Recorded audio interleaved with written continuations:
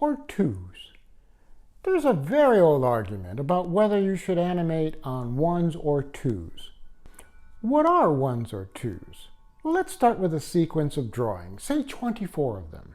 Now, film traditionally runs at 24 frames per second. That's 24 exposures being recorded for every second. 24 clicks of the shutter for every second projected. To animate on ones means that our 24 drawings are exposed once per frame of film. That's one drawing, one exposure. Animating on twos, we expose each of our drawings for 2 frames each. So what does this do for us? Well, if I want to animate 1 second of film, I need twice as many drawings to do it on ones than I would need to do it on twos. So on ones, I need 24 drawings for 1 second.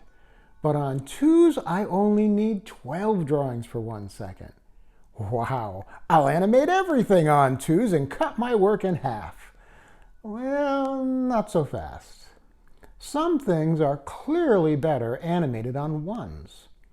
Fast actions are top of the list. So a character running needs to be on ones to read well. Any fast motion generally should be on ones.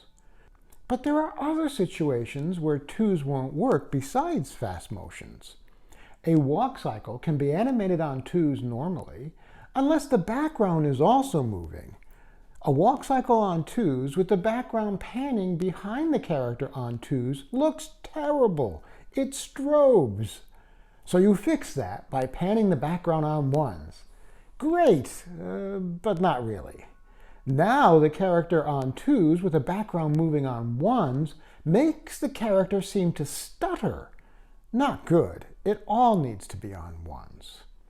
So okay, I'll animate on twos unless I have fast action or panning backgrounds.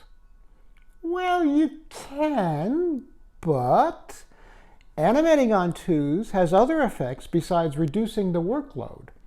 Twos seem to have more weight on the screen, where ones are more fluid and lighter. Dick Williams almost always animated on ones, and he felt it looked better. But if you analyze the animation in Pinocchio, you'll find the animator running the drawings on twos for 8 frames, switching to ones for 3 frames, holding a drawing for 4 frames, then jumping back to twos again. Clearly, the jumping back and forth is intentional for the effect it has on the screen performance. Now, with the ease of working in the digital realm, my strategy is to animate on twos and then go back and fill in ones where it feels right. It's so easy to experiment with the timings of your drawings, there's no reason not to. Back before computer-assisted animation, the process of making changes took days. You would animate a scene and then send it off to the cameraman who shot the pencil test, and then it would go off to the lab, and 24 hours later, you screen the developed pencil test, and you see problems.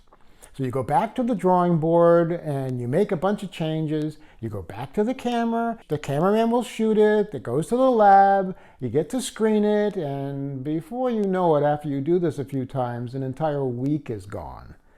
Nowadays, all I have to do is make a couple of little changes in my exposures in an animation program and play it, and I see it instantaneously. Very different from what it used to be.